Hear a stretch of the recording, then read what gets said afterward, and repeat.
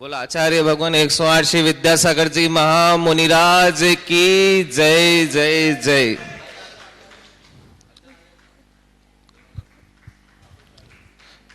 क्षेत्र रामायण के बाद आप शास्त्र भेंट के लिए गुरुदेव के समक्ष आए।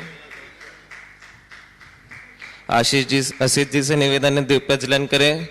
हमारे ट्रस्टी साथीगण आईसी जैन अंकल, राजा भैया दामनोद भी साथ दें उनका। शास्त्र भेंट के लिए अर्चना जी से शास्त्र भेंट करने का निवेदन।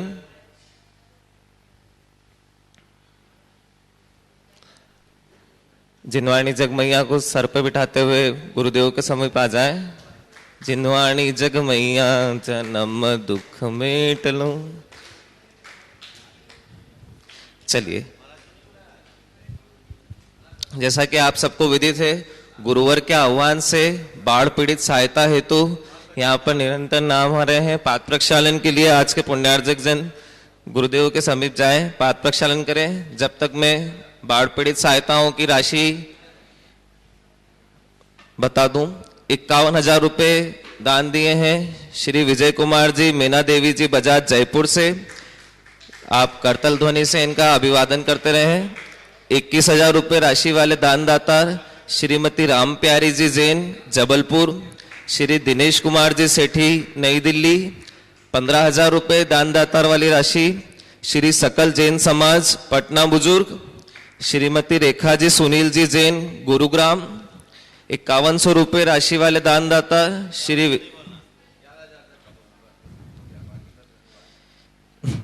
16,101 रुपये किशोर अमरचंद जी जैन रायपुर। 15,101 रुपये अजीत जी प्रतीक मुंबई। भोपाल 11,000 दिनेश कुमार निश्चल कुमार जी छाबड़ा। इसी क्रम में गुरुवर के पाद प्रक्षालन के बाद हम सब आप मिलकर गुरुदेव से प्रवचन का निवेदन करते हैं। सभी मेरे साथ दोहराएं, नमोस्तु गुरुदेव, नमोस्तु गुरुदेव, नमोस्तु गुरुदेव। नमो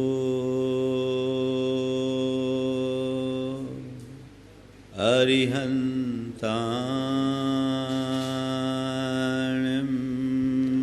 नमो अरिहन्ताणं, नमो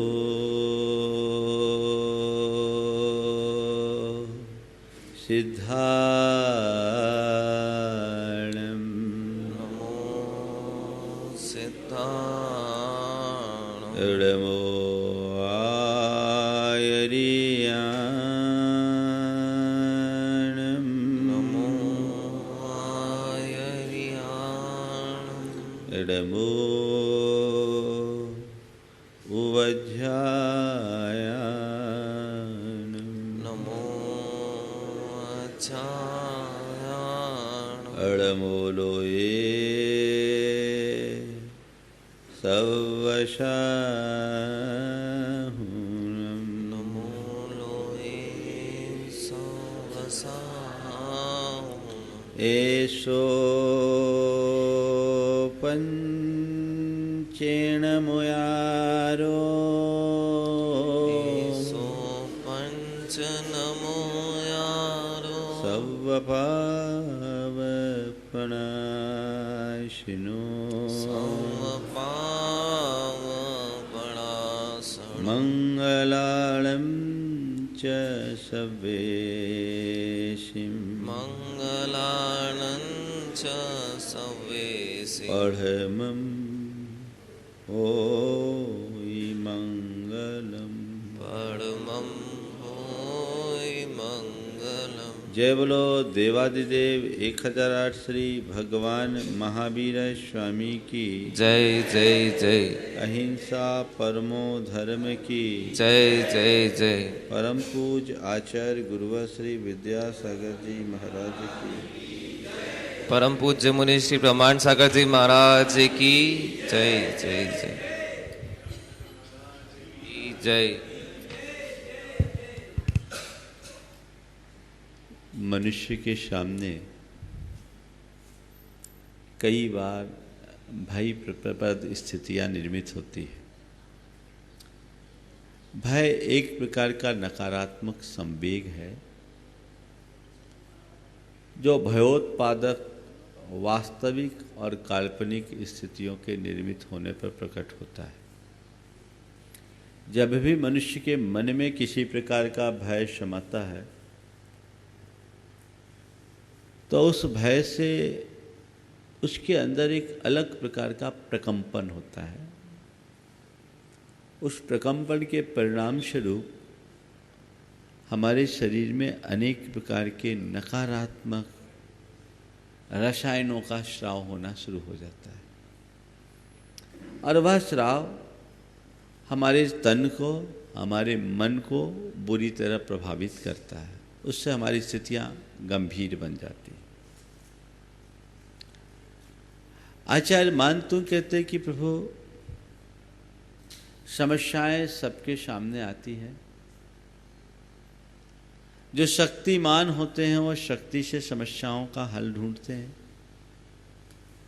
और जो उनके पास शक्ति नहीं होती, भक्ति होती है, वो भक्ति से समस्याओं का हल निकाल लेते हैं। हो सकता है शक्तिमान अपने सामने की समस्याओं से हार भी जाए, और जो भक्तिमान है वो कभी हारता नहीं, वो अपराजय होता है। जो मनुष्य शक्तिमान है उसमें केवल खुद की शक्ति लगती है, पर जो भक्तिमान है वहाँ प्रभु की भी शक्ति उसके साथ जुड़ जाती है। पिछले प्रसंगों में कहा गया कि भगवान आपकी भक्ति के प्रताप से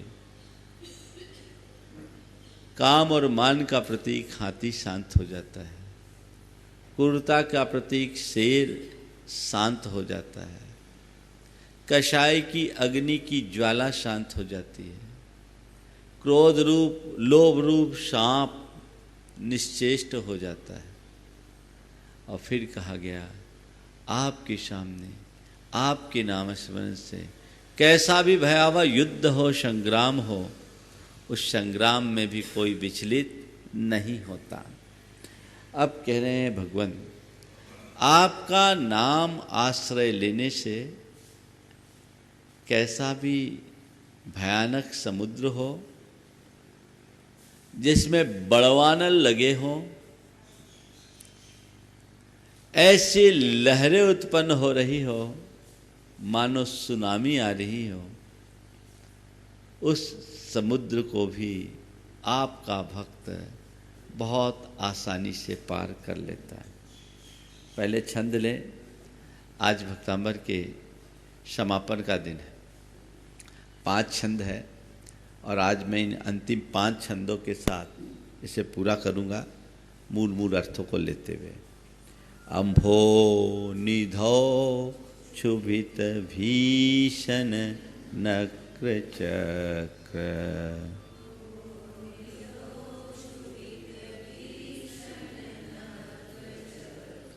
पाठीन पीठ भय डोलवन वाड़ वाग्नो,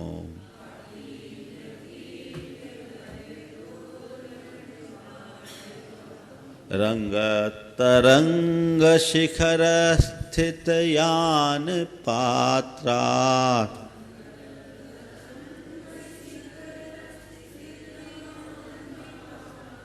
त्रासम विहाय भवत स्मरणाद् व्रजन्ति।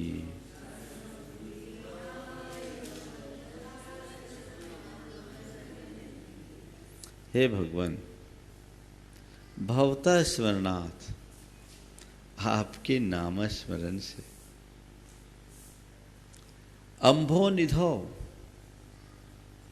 समुद्र में, कैसे समुद्र में, क्षुभित भीषण नक्र चक्रम, जो क्षुब्ध है भयानक नक्र यानी मगरमच्छों के घड़ियालों के चक्र यानी समूह से,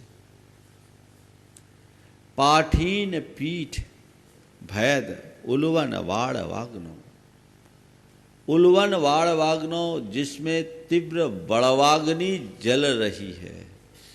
समुद्र में भी आग लगती है, इसको बोलते हैं बड़वाग्नि। पानी में आग लगती है उसको बोलते हैं वो जंगल में आग लगती है तो उसको बोलते हैं दावाग्नि, और समुद्र में जो आग नीचे से निकलती है जिससे पूरा समुद्र क्षुब्ध हो उठता है उसको बोलते हैं बड़वाग्नि। पाठीन पीठ भयत, जो बड़े बड़े मच्छों व्हेल जैसी मछलियों की पीठ से डगमगा रहा है जिसका यान पात्र। रंगत तरंग शिखर स्थित यान पात्रा, ऐसे बड़वाग्नि में जिनका यान पात्र यानी जहाज एकदम तरंगायित है, हिचकोले खा रहा है, उसमें रहने वाले लोग भी भवतः स्मरणात्, आपके नाम स्मरण से तासम विहाय व्रजंती, सब कष्ट भूल करके पार हो जाते हैं। भगवान का नाम लेने से ऐसे भयानक सागर से पार हो जाते हैं। मुझे नहीं पता कि अगर कोई का जहाज समुद्र में फंसे और वो भगवान का नाम ले तो पार हो या ना हो, हालांकि ऐसी घटनाएं आती है, लेकिन इतना पता है कि जो भगवान का नाम लेता है वो भव सागर से जरूर तिर जाता है।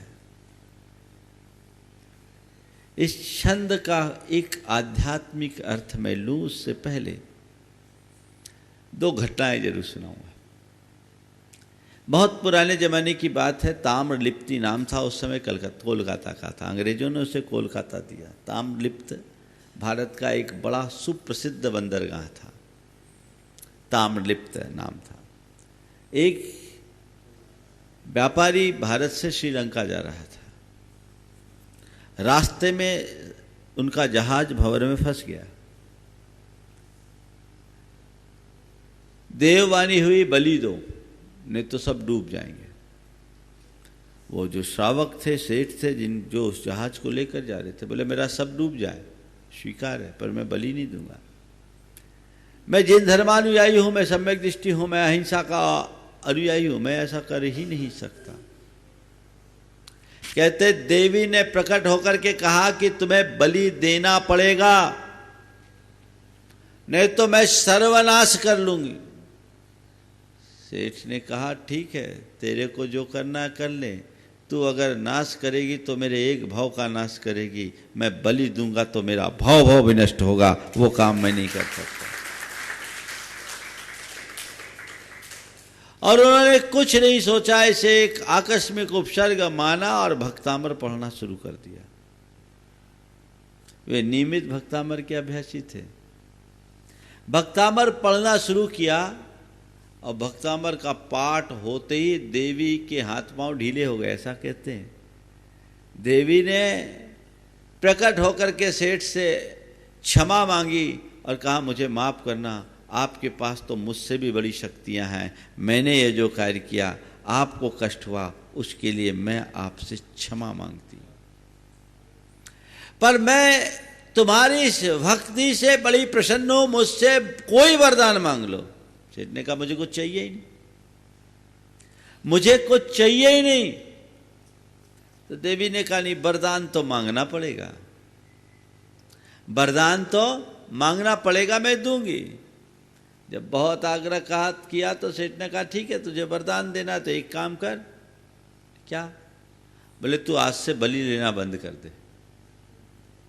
सेठ के प्रताप से बलि बंद हो गई। हो सकता है इस तरह के घटनाओं में हर व्यक्ति का विश्वास न हो। अब मैं भी आपसे ये नहीं कहता कि पानी में डूब रहे हो तो केवल भगवान का नाम लो। भाई जो वहाँ साधन सुलभ है वो तो लो, उसका प्रयोग करो, लेकिन उसके साथ साथ नाम भी लो। पानी में नाव ही तैराएगी, भगवान नहीं तैराएंगे, लेकिन भगवान का नाम लोगे तो नाव डूबेगी नहीं, ये तय है। और डूब भी जाए तो तुम्हारा भाव नहीं डूबेगा। दूसरी घटना बता रहा हूँ। हम लोग विहार कर रहे थे, बहुत पुरानी घटना, 1991 की। सतना से जबलपुर की ओर आ रहे थे तो अमरपाटन से बिहार किया था। सड़क पर हम लोग चल रहे थे, एक व्यक्ति लूना से आ रहा था। उन दिनों लूना बहुत चलती थी, मोपेड। वो रोड के दूसरे तरफ था, हम लोग एक साइड थे। हम लोगों के साथ करीब 200-250 लोग थे। एक बच्ची अपने पिता से मिलने के लिए रोड क्रॉस कर रही थी। इसी बीच एक गाड़ी आई, मारुति थी, बड़ी स्पीड में थी। और बच्ची मारुति को देख करके रिवर्स हो गई। उसने सोचा, मारुति वाले ने सोचा कि वो उधर जा रही है, और उसने उल्टा काट लिया। बच्ची हमारी तरफ रिवर्स हुई, उसने ब्रेक मारा और बच्ची उसकी बोनट से टकराई और उछलकर हम लोगों की तरफ वापस गिर गई। गाड़ी तब तक करीब 25-30 फीट आगे रुक भी गई। ड्राइवर उतरा, अपना सिर पकड़ कर खड़ा हो गया। वो बड़ा एक संभ्रांत परिवार का व्यक्ति था। उतर गया। लोग थे, वो भी घबरा गया। इतना हम लोग देख रहे थे, गलती बच्ची की, इसकी नहीं है। उसमें एक साधु बैठे थे। उसी रोड में अगर शारदा पीठ है मैहर का, वहाँ से वो दर्शन करके आ रहे होंगे अपने। तो उन्होंने एक बात की, जो मैं जिस संदर्भ में ये बात कहने जा रहा हूँ वो आप सबको ध्यान में रखने के है। वो अपने हाथ में एक सुमरनी लिए हुए थे। उतर करके उनने हम लोगों को प्रणाम किया और कहा, महाराज, इस सुमरनी के प्रताप से बच्ची बची, नहीं तो बचने वाली नहीं थी। इस सुमरनी के प्रताप से बच्ची बची, नहीं तो बचने वाली नहीं थी।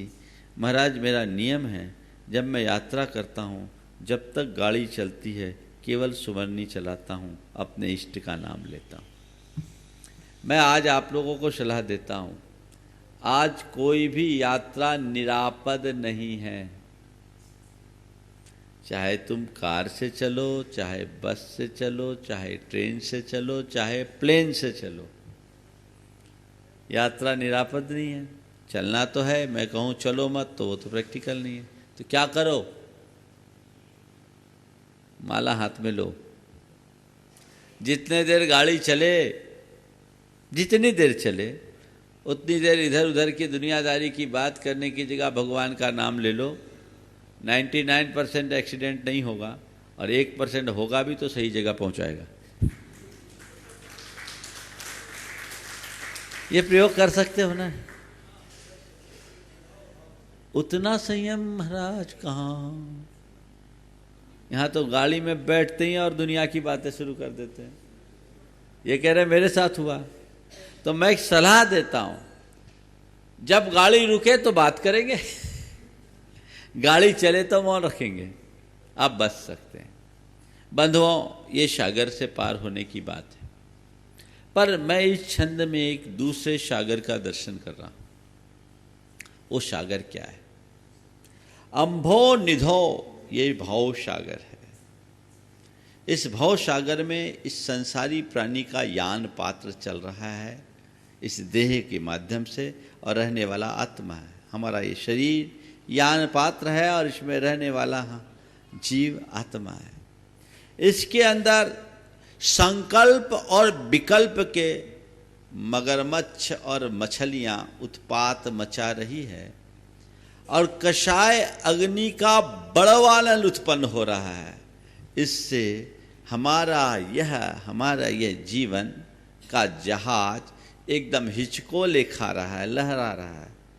ऐसे इस संकल्प विकल्प से क्षुब्ध कषाय की बड़वाग्नि जिसमें प्रज्वलित हो रही है, और जिसका जीवन पल पल संघर्षों से जूझ रहा है, वो व्यक्ति यदि भगवान का नाम स्मरण करे तो शांति और सुकून से अपनी मुक्ति मंजिल तक पहुंच सकता है, भव सागर से पार उतर सकता है। इसमें कोई संशय नहीं है। है संशय?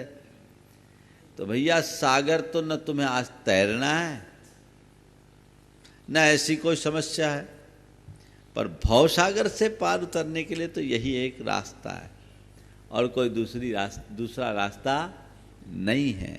सागर में तो फिर भी पनडुब्बियां हैं, पर भव सागर से पार उतरने का एक ही रास्ता, और कोई दूसरा रास्ता नहीं है। अगला छंद। उद्भूत भीषण जलोदर भार भोगना।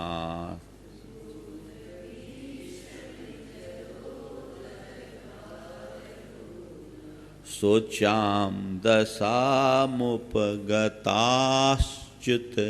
जीविताशः।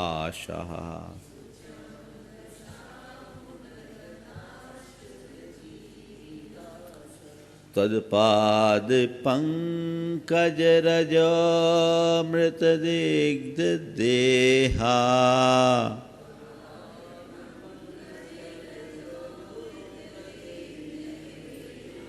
मर्त्या भवन्ति मकरध्वज तुल्य रूपा।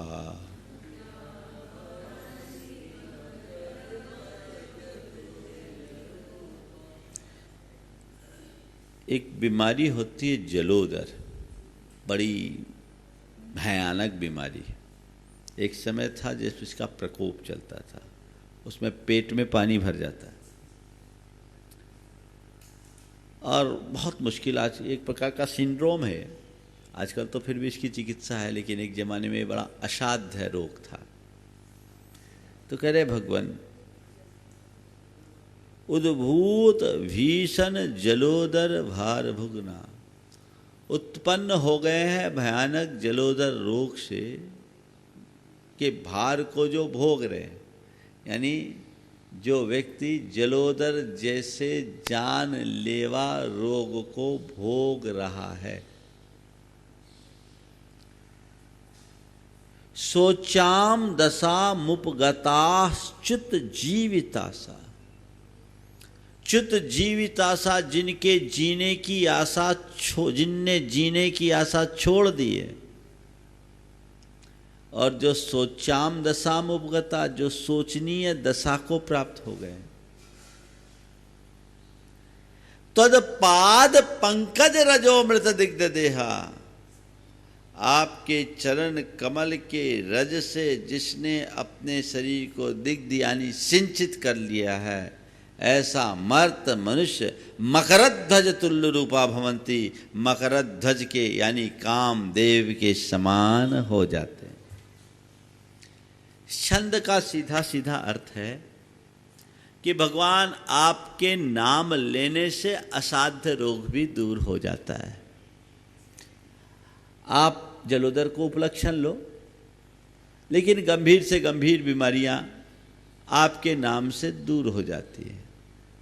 आप कहोगे महाराज फिर तो कोई बीमारी आए तो इलाज कराने की जरूरत ही नहीं, फिर अस्पताल बंद करवा दो।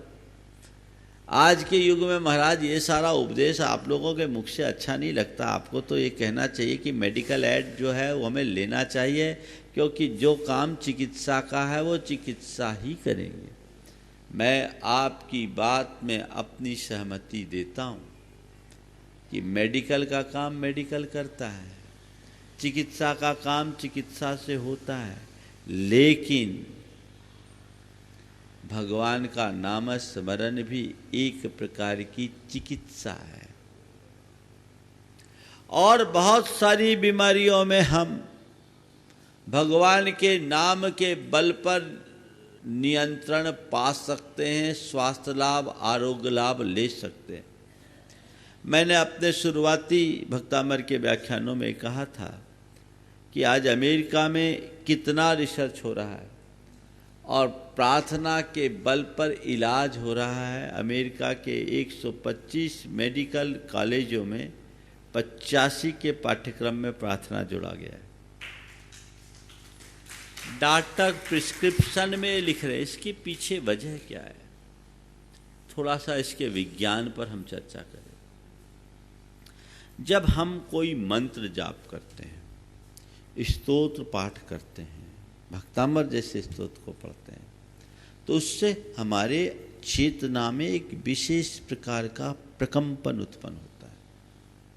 उस प्रकंपन से हमारी जो अंतःस्रावी ग्रंथियाँ हैं, जो एड्रिनल ग्रंथि, पिट्यूटरी ग्लैंड, ये दो मुख्य ग्रंथियाँ हैं, इनका बड़ा अनुकूल सिक्रेशन शुरू हो जाता है।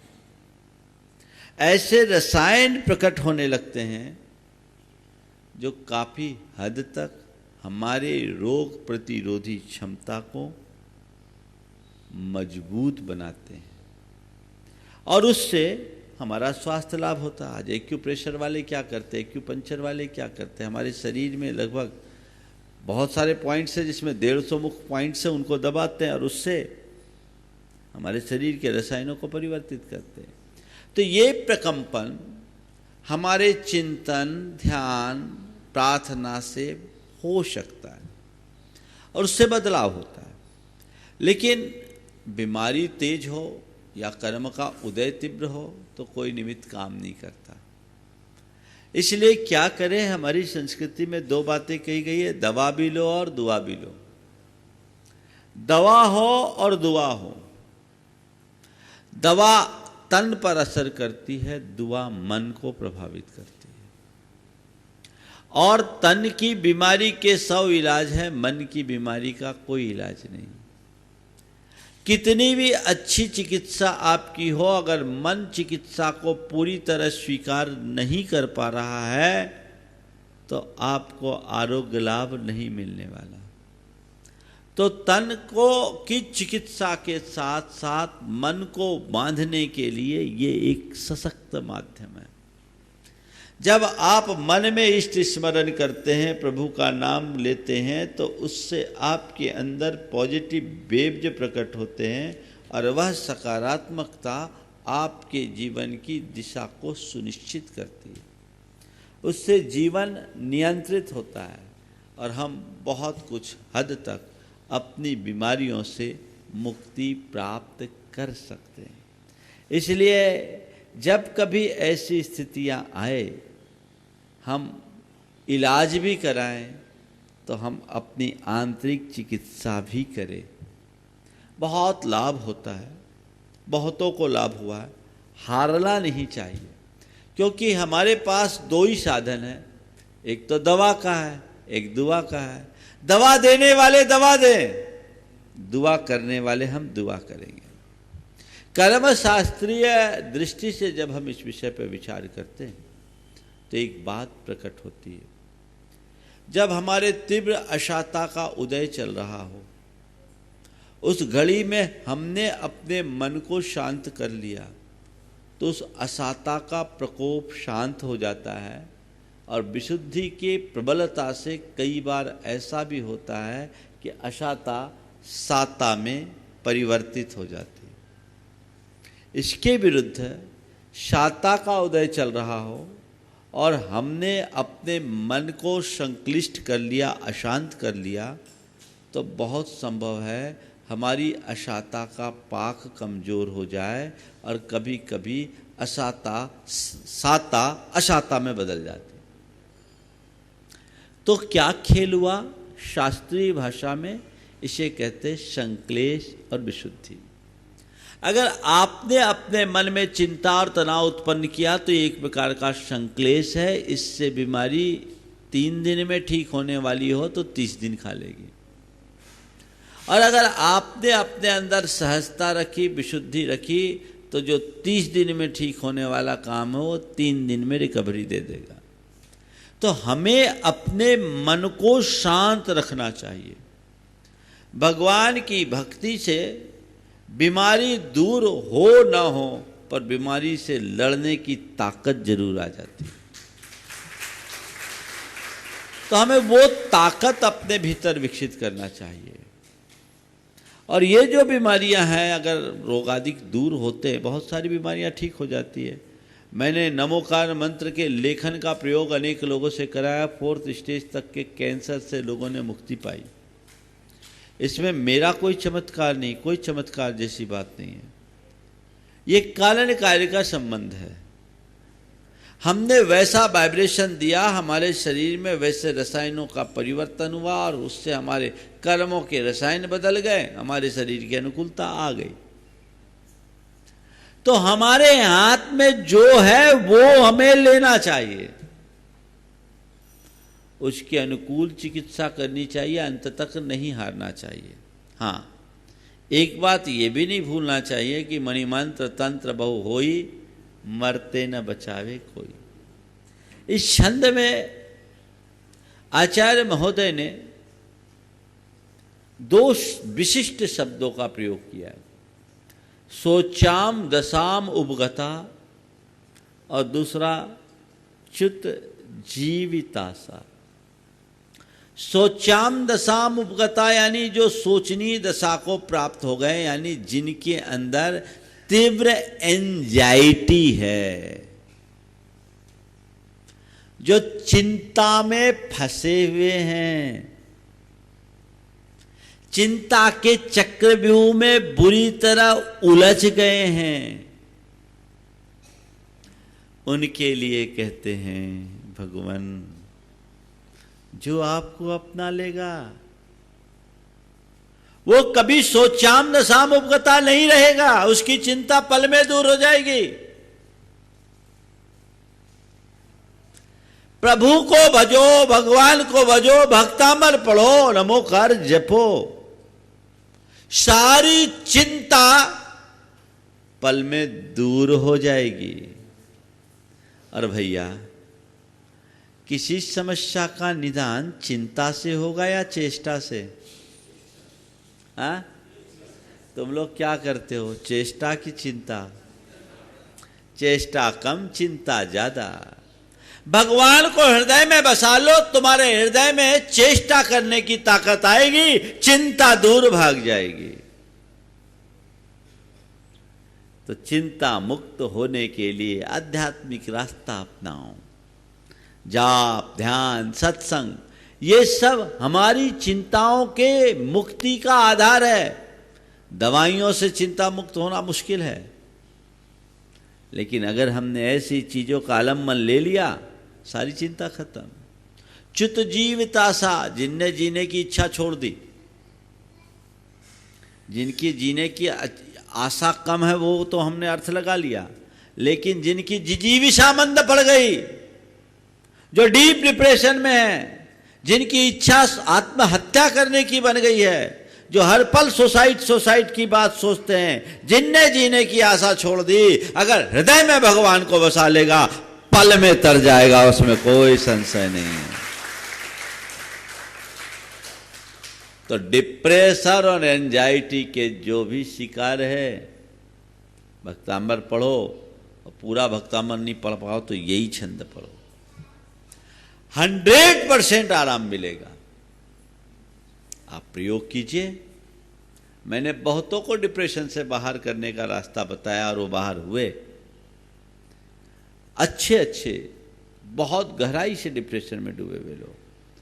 आप इन सब बातों को रखो। और एक बात बोलूं, डिप्रेशन होने पर भगवान का नाम लो और तुम बचो, ये तो बात की बात। अगर भगवान को अपने हृदय में बसा लोगे तो जिंदगी में न तो कभी डिप्रेशन होगा, ना एंजाइटी होगी, सारी जिंदगी मस्ती से कटेगी।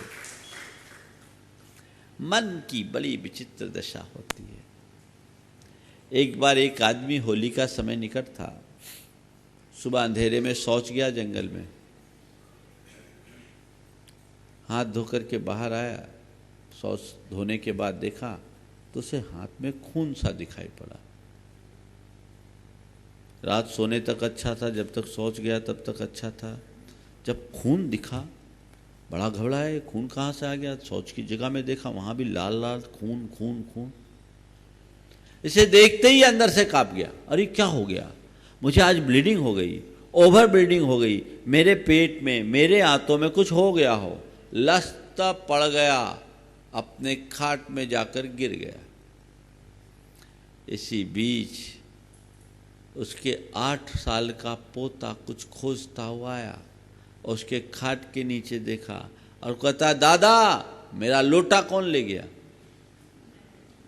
दादा मेरा लोटा कौन ले गया? बोले कौन सा लोटा? बोले मैंने आज होली है, रंग घोल करके आपके खाट के नीचे रखा था, उसमें रंग घोल कर आपके खाट के नीचे रखा था। बोले हे भगवान, मुझे क्या मालूम, वो रंग था पर यहां तो अलग तरंग थी। अब बोलो, जिसका कोई वजूद नहीं मनुष्य उससे भी घबराता है। आध्यात्मिकता के मार्ग को अंगीकार कर लेने पर ये सब बातें हमसे हमेशा हमेशा के लिए दूर हो जाती है। तो कह रहे हैं सोचाम दशाम उपगताश्च्युत जीवतासा तदपाद पंकज रजोमृत दिग्ध देहा सद्य स्वयं विगत बंध भया भवंती। वे स्वयं सारे बंध से मर्त्या भवंती मकरध्वज तुल्य रूपा, वो मकरध्वज की तरह हो जाते हैं, यानी उसका जीवन सोने जैसा दमक जाता है। मकरध्वज का अर्थ सोना भी होता है, सोने जैसा दमक जाता है। वो अपने जिंदगी को बेशकीमती बना लेता है। हम अपने हृदय में वो बात रखें। एक बात और ध्यान रखना, तन की बीमारी को कभी मन पर हावी मत होने देना। कितनी भी गंभीर बीमारी हो उसको मन पर हावी मत होने दो। तन तो, शरीर तो रोग का घर है, शरीरम व्याधि मंदिरम, इसमें तो बीमारी होगी। इतना कहते हैं कि जितने रोम उतने रोग। अंतर यह है किसी का रोग प्रकट हो गया, किसी का अंदर दबा है। घबराना क्या, ये तो एक दिन जाना ही है और खाके में मिलना ही है। इसकी क्या चिंता, इसकी क्या परवाह, इसको देखकर घबराना नहीं। मेरे पास एक व्यक्ति आए, कैंसर से पीड़ित थे। वो जितना घबराया उससे ज्यादा उसके परिवार के लोग घबराए हुए थे। 62 साल की उम्र, कैंसर हो गया, परिवार के लोग भी घबराए।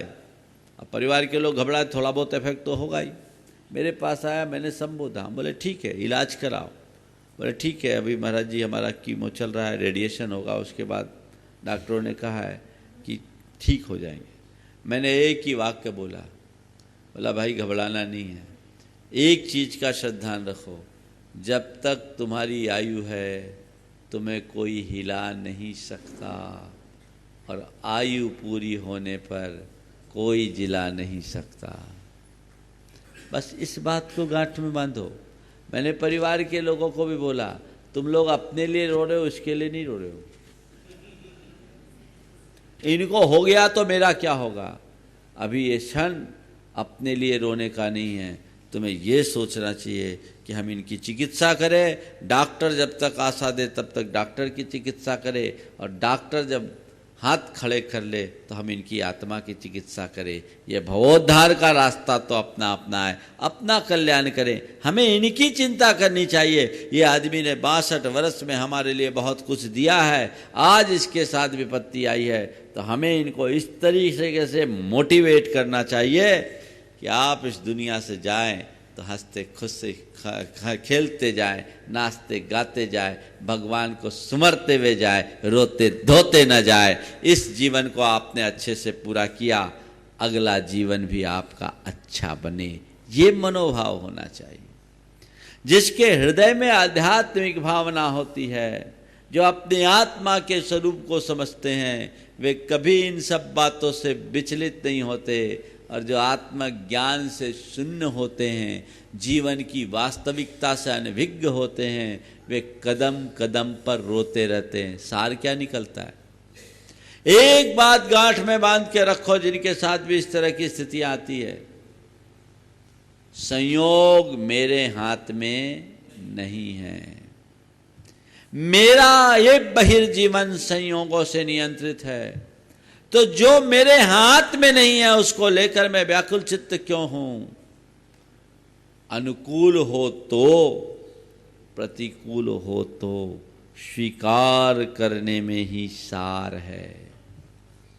अनुकूल में अभिमान मत करो, और प्रतिकूल में मन में दीनता मत लाओ, खेद मत लाओ।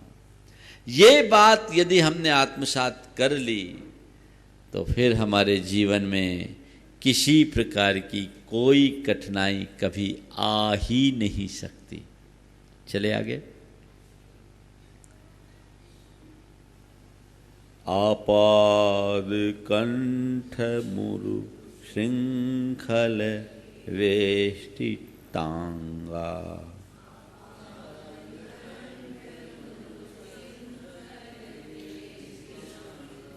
गाढ़ं बृहन्निगल कोटि निघ्रेष्ट जंघा,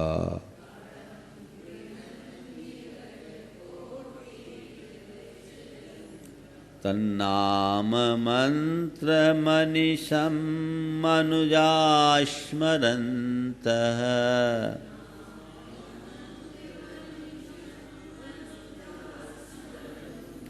सद्य स्वयं विगत बंध भया भवन्ति।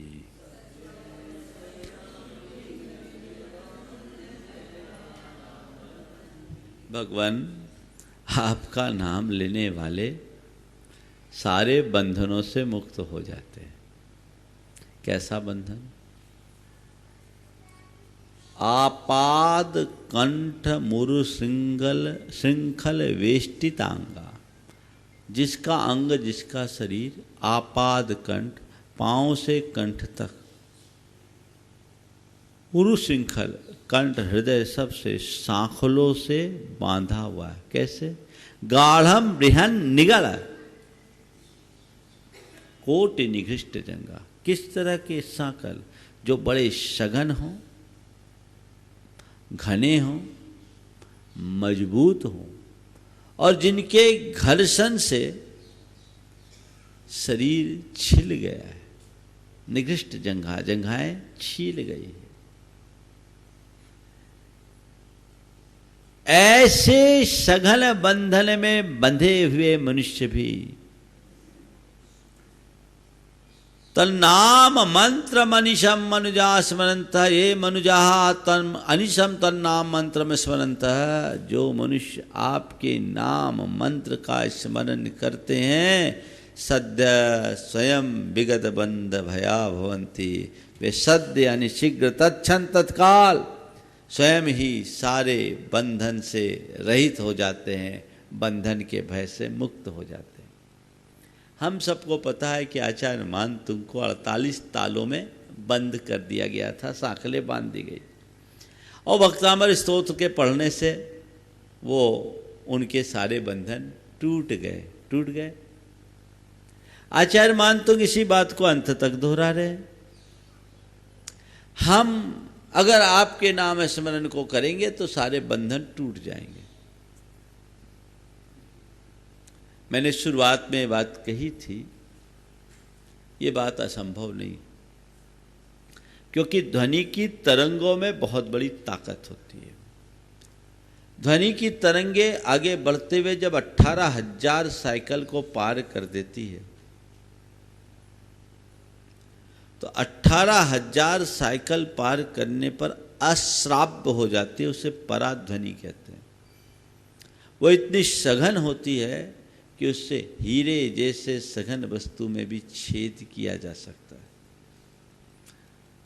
आज अल्ट्रावायलेट ड्रिलमेंट आदि जो है वो उसी के बदौलत है, उसी से बड़ी बड़ी चिकित्साएं होती, सर्जरी होती। तो भगवान जो आपके नाम स्मरण करते करते उस पराध्वनि को प्राप्त कर ले, तो उसके बंधन कटने में कोई आश्चर्य जैसी बात नहीं है। मानतुंग ने सांकलें काटी, तुम सूतली काट के बता दो, कैसे कटेगा? मन ही कमजोर है। उस लेवल तक तुम पहुंचोगे तो वैसा परिणाम आएगा। जब तक नहीं पहुंचो तब तक ऐसा कोई रिजल्ट आने वाला नहीं है। पर एक बात है, बंधन के भय से मुक्त हो जाते हैं। क्या बोल रहे हैं? विगत बंध भया भवंती।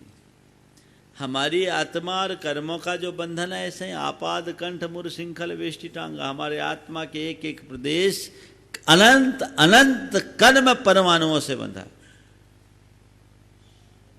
गाढ़म बृहन निगल कोटि निघृष्ट जंघा, उससे हमारे आत्मा के प्रदेश बंध गया, और उसके कारण ये संसार में हमें थपेड़े खाने पड़ रहे। ऐसे संसार के बंधन से जो व्यक्ति आपका नामस्मरण करता है, वह पल में बंधन के भय से मुक्त हो जाता है। इसका एक अर्थ ये लेना चाहिए। और बाहरी बंधन भी भगवान के नामस्मरण से काफी कुछ टूटते हैं। सन 2004 में हमारा सतना चातुर्मास था। वहां मेरे पास एक पत्र आया, पोस्ट कार्ड था। पत्र सतना के जेल से एक कैदी का था, एक व्यक्ति का था, अपराधी था, वहां किसी मुकदमे में था। उसमें उसने पत्र लिखा। वो बीकानेर का एक जैन भाई था। पर्यूषण का पर्व सामने था, हमारे यहाँ शिविर लग रहा था। तो उसने पत्र लिखा कि मैं निर्दोष हूँ, पर मुझे एक फर्जी मुकदमे में फंसा दिया गया है। मेरा मुकदमा अभी विचाराधीन है। मैं नियमित भक्तामर का पाठ करता हूँ और अपना सब कुछ करता हूँ। मेरे सामने एक बड़ी समस्या है। मैं पिछले 15-20 वर्षों से दशलक्षण में एकासन करता हूँ, व्रत करता हूँ। इस बार दशलक्षण है, मेरा व्रत कैसे पलेगा, मुझे उसकी चिंता है। मुझे अपनी सजा की चिंता नहीं। मैं 10 दिन का उपवास भी कर सकता हूँ, पर जेल प्रशासन मुझे इसकी अनुमति नहीं देगा। गुरुदेव, आपकी कृपा से मुझे कुछ सहयोग मिल जाए तो कृतार्थ होऊंगा। पत्र आया तो जेल के पत्र तो जेलर के माध्यम से ही आते हैं। जेलर जब तक उसको समझते, जेल प्रशासन देखता नहीं तब तक आता नहीं। वहाँ का जेलर मुझसे जुड़ा हुआ था, हमारे प्रवचनों में आता था। मैंने वो पत्र उसको दिखाया। बोला, महाराज हाँ ये आदमी है और आदमी सही दिखता है, फंसा हुआ है। तो मैंने फिर समाज के लोगों से बोल करके जेलर ने उनको अपना सहयोग किया। उसका 10 दिन का एकासन करने का इंतजाम हमने करा दिया। 10 दिन एकासन किया और आप सबको सुनकर ताज्जुब हो गए। पर्यूषण खत्म होने के 5 दिन बाद वो आदमी बाइज्जत बरी हो गया।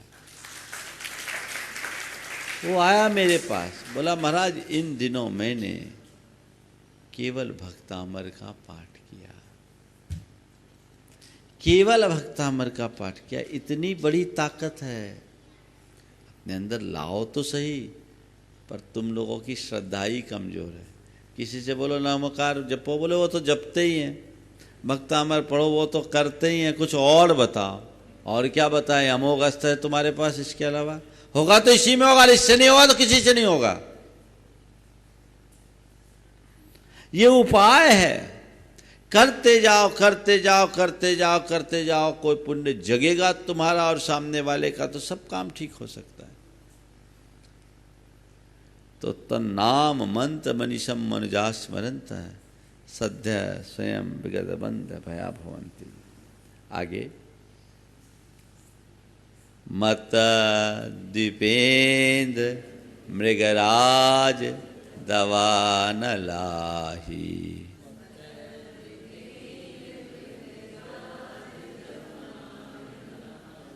संग्राम वारधि महोदर बंधनोत्थम।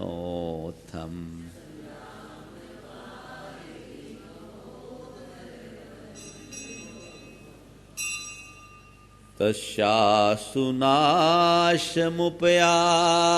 भयं भीव,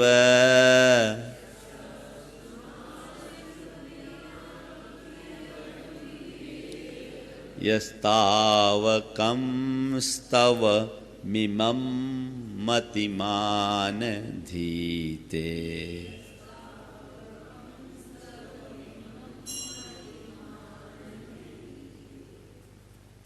हे भगवान, मैं देख रहा हूँ जो आपका भक्त है, जो आपका जो मतिमान, जो विवेकी व्यक्ति आपकी स्तुति करता है, उसके लिए मत्त दीपेंद्र मदोन्मत्त हाथी, मृगराज भयंकर शेर, दावानल काल का प्रतीक बना हुआ अहि यानी सांप, भयानक युद्ध, उफनता समुद्र, संग्राम वारिधि, महोदर भयंकर जलोदर जैसे रोग, और बंधन से उत्पन्न जितने भी भय हैं, दुख हैं, संग्राम भारदि महोदर बंधनोत्थम, तस्य उस व्यक्ति के भयम भीएव आसुनासम उपयाति, उस व्यक्ति का भय खुद भीएव भयभीत होकर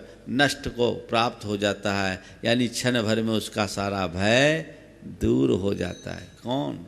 यह ताव कम इमम स्तवन अधीते, यह मतिमान जो विवेकी व्यक्ति आपके इस स्तुति को पढ़ता है, उसका भय खुद भयभीत होकर दूर भाग जाता है। कौन पढ़ता है? यह मतिमान। क्या शब्द दिया? देखो, 3 तरीके से आप लोग स्तुति करते हो। एक है कंपटीशन, दूसरा है रिपीटेशन, तीसरा है डेडिकेशन। क्या? कंपटीशन, रिपीटेशन और डेडिकेशन। कंपटीशन, अरे उनने किया हम भी कर ले, वो कर रहा हम भी कर ले, तो जैसा वो कर रहा वैसा हम कर रहे हैं। यहां कंपटीशन की भावना है, बस करते आ रहे हैं, करते आ रहे हैं, एक दूसरे के गतानुगतिक बनकर हम काम कर रहे हैं। इससे वांछित परिणाम कभी नहीं मिलेगा, इससे वांछित परिणाम नहीं मिलेगा। तुम कितने ही पढ़ लो। हमने रोज भक्तांबर को, एक व्यक्ति आए बोले हम 48 बार भक्तांबर पढ़ने का नियम लिए। ठीक है, अच्छी बात है, पर किस लिए लिए ये तो देखो, कितनी तल्लीनता से कर रहे हो ये तो देखो। एक कंपटीशन है, ये ज्यादा प्रभावी नहीं होगा। रिपीटेशन, दूसरे ने किया मैं भी कर लूं।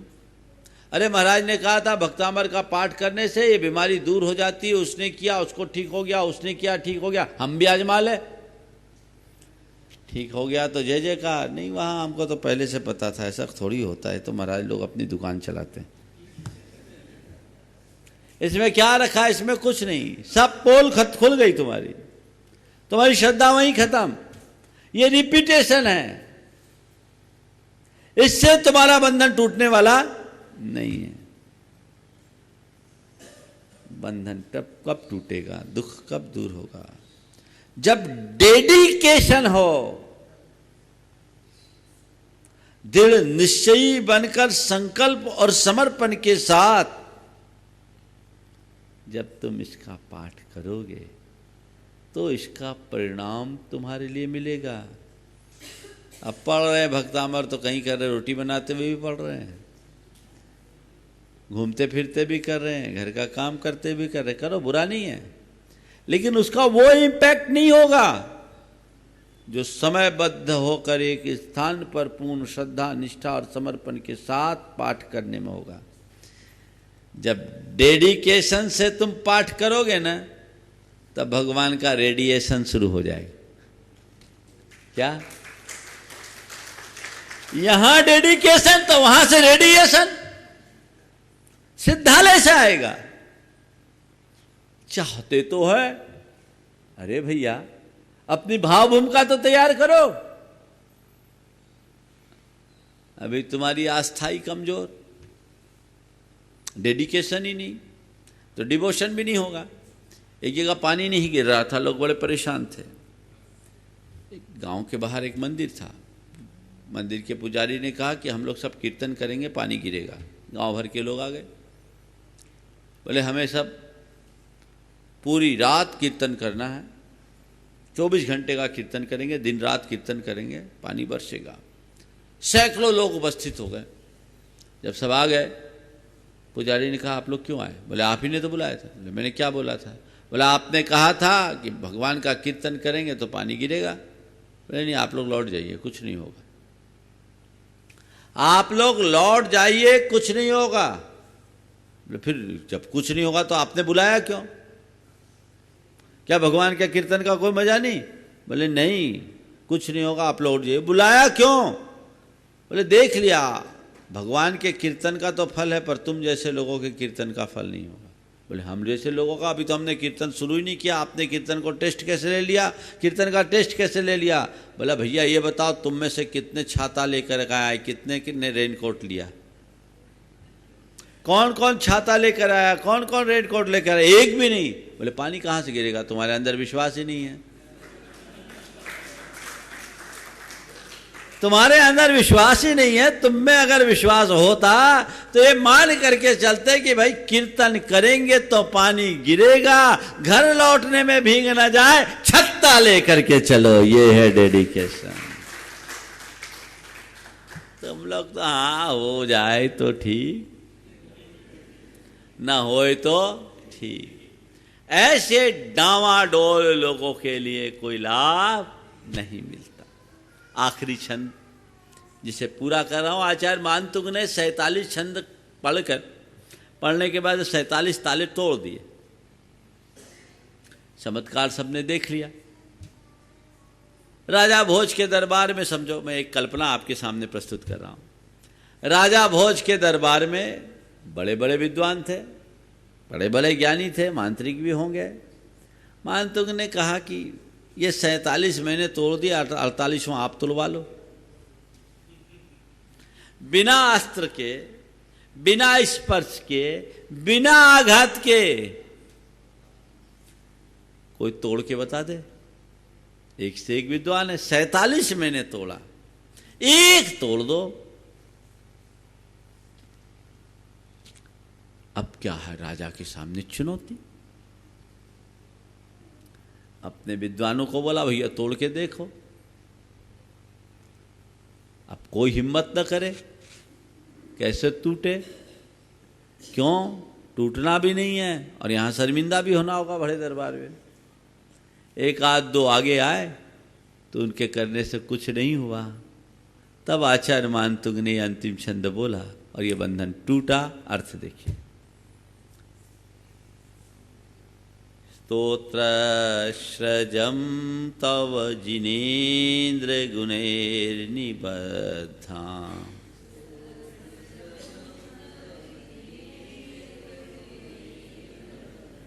भक्त्या मया विविध वर्ण विचित्र पुष्पाम्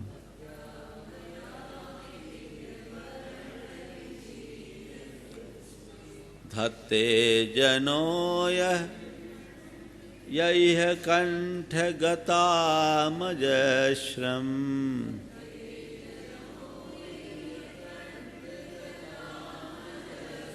तम्मान तुंग मवशा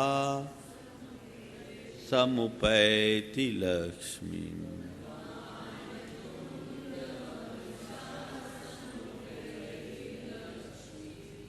हे भगवान, हे जिनेन्द्र, तौ गुणैर निबद्धाम, आपके गुणों से बंधी हुई। स्तोत्र सजम विविध वर्ण विचित्र पुष्पाम भक्त्या मया सजम निबद्धाम। हे भगवान, आपके गुणों से निबद्ध विभिन्न प्रकार के वर्णों के विचित्र पुष्पों से मैंने इस स्तोत्र की माला को सजा है। किसको सजा है? स्तोत्र की माला। स्तोत्र की माला है तो माला कैसे बनती है? फूल चाहिए और धागा चाहिए, है ना? तो फूल है। फूल क्या है? इसमें एक एक छंद और एक एक छंद के 4-4 चरण, एक एक चरण में 14-14 अक्षर। तो मैंने इतने सारे विविध प्रकार के वर्ण अक्षरों के पुष्पों से सुशोभित इन छंदों को एक माला में पिरोया है। माला के लिए धागा चाहिए, तो मेरे पास धागा आपके गुण के हैं। धागा को गुण भी बोलते हैं, और गुण आपके गुणों से निबद्ध है। मैंने आपके एक एक गुणों को इन 48 छंदों में निबद्ध किया है, बांधा है, उससे माला गूंथी है। इससे यह कंठगतम अजस्रम यह जनो धत्ते, जो मनुष्य इस माला को हमेशा अपने कंठगत रखता है, यानी इसका नियमित पाठ करता रहता है। ये आशीर्वाद सूचक अंतिम छंद है। सह अवसामान तुंगम लक्ष्मी ही समुपैती, जिस पर अच्छे अच्छे लोग बस नहीं कर पाते, ऐसी अवस मान तुंग श्रेष्ठ ऊंचाई को प्राप्त आध्यात्म मुक्ति लक्ष्मी को उपैती प्राप्त करता है। जो भगवान आपकी इस स्तुति को पढ़ता है वो परम धाम को प्राप्त करता है। इस प्रकार भक्तांबर स्तोत्र का आज यहाँ विवेचन पूर्ण हुआ। मेरे ख्याल से लगभग 24 दिन तक लगातार इस पर 24 व्याख्यान हुए हैं। आप लोगों ने बहुत रुचि से सुना, भक्तांबर को एक नए संदर्भ में देखा भी है। मैं केवल यही कहूँगा, इतनी बड़ी एक निधि हम सबके प्राप्त है। नियमित आप इसका पाठ कीजिए, खुद न कर सको तो सुनो, जिनसे भक्तांबर बोलते नहीं बनता। संस्कृत का भक्तांबर है, शुद्ध भक्तांबर आर्य का पूर्णमति के स्वरूप में है, जो पूरे 48 छंदों में है। यूट्यूब पर उपलब्ध है, आप उसको ऑन कर लीजिए, जिसमें म्यूजिक ज़्यादा नहीं है, और अपनी किताब खोल करके उसको मिलाते जाइए, बोलिए मत। 15 दिन तक केवल मिलाइए और उसके बाद फिर साथ साथ बोलना शुरू कीजिए।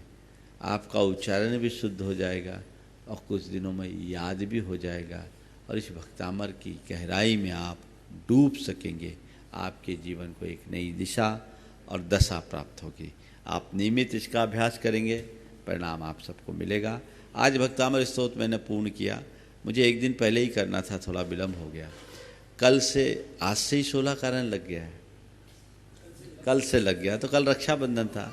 अब आने वाले दिनों में मैं लगातार 16 दिनों में 16 कारण भावना की विवेचना करना चाहूँगा, ताकि लोग उसे देखें। वह भावना जो हमारे भीतर तीर्थंकरत्व जैसी क्षमता प्रकट करती है, जो लोग इस कार्यक्रम को सुन रहे हैं, ये लोगों तक बात पहुंचा दे। जैसे हमने भक्तामर की गंगा में अपने आप को अवगाहित किया है, ऐसी हम 16 कारण की भावना में बहना सीखें, जो हमारे चित्त को निर्मल और विशुद्ध बने। 16 कारण को हम अपने जीवन के हिसाब से किस तरह से ढाल सकते हैं, व्यवहारिक जीवन में किस तरह हम उसे आत्मसात कर सकते हैं। मेरी कोशिश होगी आने वाले दिनों में 16 कारण में 16 भावनाओं पर चर्चा करूं, तब तक पर्यूषण भी फिर आ ही जाएगा और वो सारे कार्य होंगे। भावना योग का प्रसंग चल रहा है, तो मैंने सोचा भावना पर जरूर हम ध्यान दें और लोगों को लाभ मिले। हम सब मंगल भावना का पाठ करेंगे और मेरे साथ आप सभी मंगल भावना दोहराएंगे। मंगल मंगल होए जगत में सब मंगलमय हो,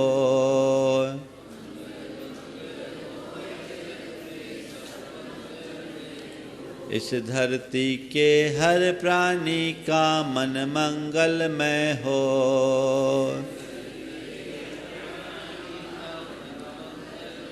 कहीं क्लेश का लेस रहे ना दुख कहीं भी हो,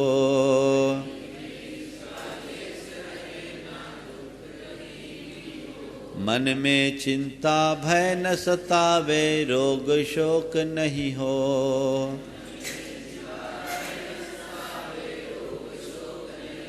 नहीं बैर अभिमान हो मन में क्षोभ कभी नहीं हो।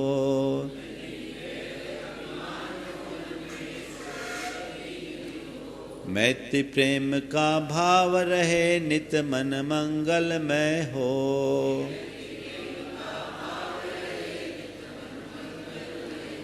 मंगल मंगल होए जगत में सब मंगलमय हो।